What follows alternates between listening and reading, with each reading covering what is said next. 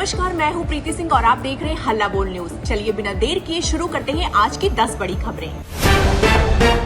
प्रधानमंत्री नरेंद्र मोदी के कथित एआई जनित मॉर्फ्ड वीडियो और तस्वीरें सोशल मीडिया पर फैलाने के मामले में हैदराबाद साइबर क्राइम पुलिस ने बड़ा एक्शन लिया है। 6 इंस्टाग्राम अकाउंट्स और मेटा इंडिया के प्रमुख अरुण श्रीनिवास के खिलाफ आईटी एक्ट की विभिन्न धाराओं में एफआईआर दर्ज की गई है। मामला कथित तौर पर नीट पेपर लीक आंदोलन और कॉकरोच जनता पार्टी से जुड़े आपत्तिजनक कंटेंट से जुड़ा है। 2 अलग-अलग मामलों में कार्रवाई के बाद पहली बार मेटा इंडिया के शीर्ष अधिकारी को सह आरोपी बनाया गया है। जांच एजेंसियां अब डिजिटल सबूतों और सोशल मीडिया गतिविधियों की पड़ताल कर रही। श्रावण मास के साथ शुरू हुई कांवड़ यात्रा इस बार आस्था के साथ हाईटेक सुरक्षा का भी बड़ा उदाहरण बन गई है। हरिद्वार में 4 करोड़ से अधिक श्रद्धालुओं के पहुंचने की संभावना को देखते हुए पहली बार एआई आधारित निगरानी, साइबर कमांडो, ड्रोन मॉनिटरिंग और राज्य स्तरीय कंट्रोल रूम तैनात किए गए हैं। उत्तराखंड, उत्तर प्रदेश, दिल्ली और हरियाणा समेत कई राज्यों में सुरक्षा बलों की अतिरिक्त तैनाती की गई है। 11 अगस्त तक चलने वाली यात्रा के दौरान यातायात, भीड़ प्रबंधन और श्रद्धालुओं की सुरक्षा पर 24 घंटे नजर रखी जाएगी। संसद से एंटी पेपर लीक बिल पारित होने के बाद प्रधानमंत्री नरेंद्र मोदी ने वीडियो संदेश जारी कर इसे युवाओं के भविष्य की सुरक्षा की दिशा में बड़ा कदम बताया। उन्होंने कहा कि परीक्षा प्रणाली को पारदर्शी और विश्वसनीय बनाने के लिए सरकार लगातार सुधार कर रही है। Task force, fast track court और राज्यों के सुझावों को शामिल करते हुए मजबूत व्यवस्था तैयार की गई है। पीएम ने स्पष्ट कहा कि बच्चों के भविष्य से खिलवाड़ करने वालों को किसी भी कीमत पर बख्शा नहीं जाएगा और नए कानून से दोषियों पर सख्त कार्रवाई सुनिश्चित होगी। साथियों, विश्वस्त परीक्षा पद्धति, इसके लिए हम लगातार एक के बाद एक कदम उठा रहे हैं। टास्क फोर्स की रचना हो, फास्ट ट्रैक की और रचना हो, राज्यों के सुझावों को ध्यान में लेना हो, क्योंकि पिछले कई दशकों से हर राज्य और केंद्र सरकार इस प्रकार की पेपर लीक की परेशानी झेल रहा है। बच्चों के भविष्य को भी इसके कारण संकट पैदा हो रहा है। इन सबको ध्यान में रखते हुए देशव्यापी सभी राज्यों में भी और केंद्र में भी शिक्षा पद्धति में सुधार अनिवार्य हो गया है। टेक्नोलॉजी के भरपूर उपयोग की आवश्यकता हो गई है और साथ साथ फिर से कोई पेपर माफिया, पेपर लीक करने वाली गैंग, देश के बच्चों के भविष्य के साथ खिलवाड़ करने वाली गैंग, उनको बख्शा नहीं जाएगा। ऐसे कठोर कानूनों की भी जरूरत है। हम संसद में बिल लेकर के गए थे और जैसा मैंने आपको वादा किया था, गत 2 दिन संसद के दोनों सदनों ने, अधिकतम माननीय सांसदों ने विस्तार पूर्वक उससे चर्चा की है और आज दोनों सदनों ने इस कठोर कानूनों वाले, प्रावधानों वाले इस बिल को पास कर दिया है। अब विश्वस्त परीक्षा पद्धति की दिशा में जाने में एक महत्वपूर्ण काम पूर्ण हुआ है। काम आगे भी चलता रहेगा। हम ऐसी परिस्थितियों को लंबे समय तक नहीं चलने देंगे। इस विश्वास के साथ साथियों, आइए हम सब मिल करके विकसित भारत के स्वप्न को पूर्ण करने के लिए कंधे से कंधा मिलाकर के चले। बहुत बहुत धन्यवाद।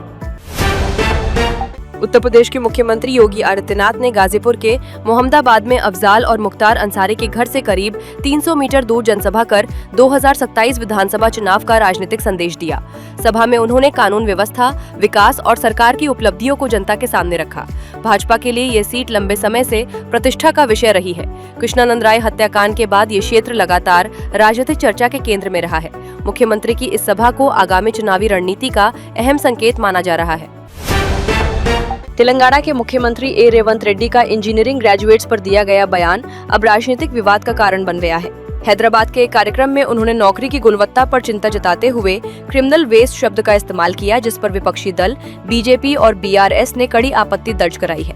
विपक्ष का आरोप है कि मुख्यमंत्री ने लाखों छात्रों और इंजीनियरिंग ग्रेजुएट्स का अपमान किया है। वहीं सरकार का कहना है कि बयान का मकसद शिक्षा व्यवस्था में सुधार की जरूरत को रेखांकित करना था।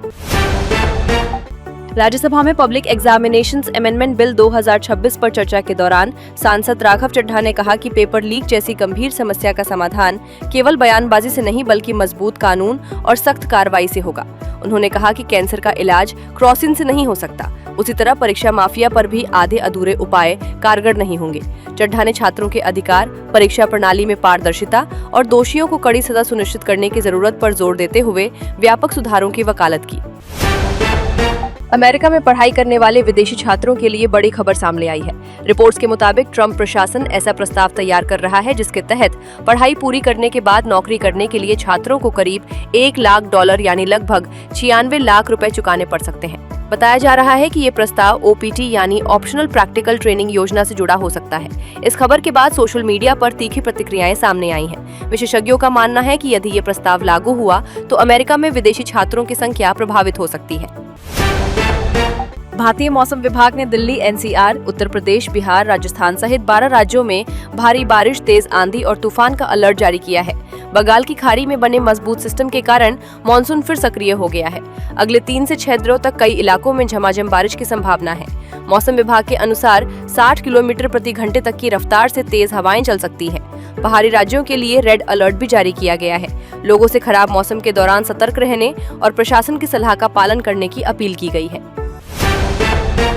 अंतर्राष्ट्रीय क्रिकेट परिषद यानी ICC ने 2027 वनडे विश्व कप के लिए वेन्यू का ऐलान कर दिया है। दक्षिण अफ्रीका, जिम्बाब्वे और नामीबिया की संयुक्त मेजबानी में होने वाले इस टूर्नामेंट के मुकाबले कुल 12 स्टेडियमों में खेले जाएंगे, जिनमें 8 वेन्यू दक्षिण अफ्रीका में होंगे। 24 साल बाद क्रिकेट विश्व कप की मेजबानी फिर दक्षिण अफ्रीका लौट रही है। इससे पहले वर्ष 2003 में दक्षिण अफ्रीका, जिम्बाब्वे और केन्या ने संयुक्त रूप से इस प्रतिष्ठित टूर्नामेंट की मेजबानी की थी। क्रिकेट प्रेमियों में आयोजन को लेकर उत्साह बढ़ गया है। बॉलीवुड अभिनेता कार्तिक आर्यन ने बाढ़ प्रभावित असम के लोगों की मदद के लिए मुख्यमंत्री राहत कोष में 1 करोड़ रुपए का योगदान दिया है। मुख्यमंत्री हेमंत बिस्वा शर्मा ने उनके इस मानवीय कदम की सराहना करते हुए सार्वजनिक रूप से धन्यवाद दिया। मुख्यमंत्री कार्यालय ने सोशल मीडिया पर जानकारी साझा करते हुए कहा कि ये सहायता राहत और पुनर्वास कार्यों में बेहद महत्वपूर्ण साबित होगी। कार्तिक आर्यन के इस कदम की सोशल मीडिया पर भी जमकर प्रशंसा हो रही है और लोग इसे संकट की घड़ी में प्रेरणादायक पहल बता रहे हैं। मार्वल की बहुप्रतीक्षित film Spiderman brand new day ने भारतीय बॉक्स ऑफिस पर शानदार शुरुआत की है। पहले ही दिन फिल्म ने 60 करोड़ रुपए से अधिक का कारोबार कर रिकॉर्ड बना दिया। दर्शकों की जबरदस्त प्रतिक्रिया के बीच फिल्म के शानदार विजुअल्स और एक्शन की खूब तारीफ हो रही है। वहीं नई रिलीज बॉलीवुड फिल्म भाई तेरा स्टार है की शुरुआत अपेक्षा से कमजोर रही। इसके अलावा द ओडिसी की कमाई पर भी स्पाइडरमैन की रिलीज का असर देखने को मिला है। ट्रेड एक्सपर्ट्स को फिल्म से वीकेंड पर और बड़ी कमाई की उम्मीद है। तो ये थी अब तक की 10 बड़ी खबरें। देश विदेश की ताजा तरीन खबरों से जुड़े रहने के लिए देखते रहिए हल्ला बोल न्यूज। हर खबर पर हल्ला बोल।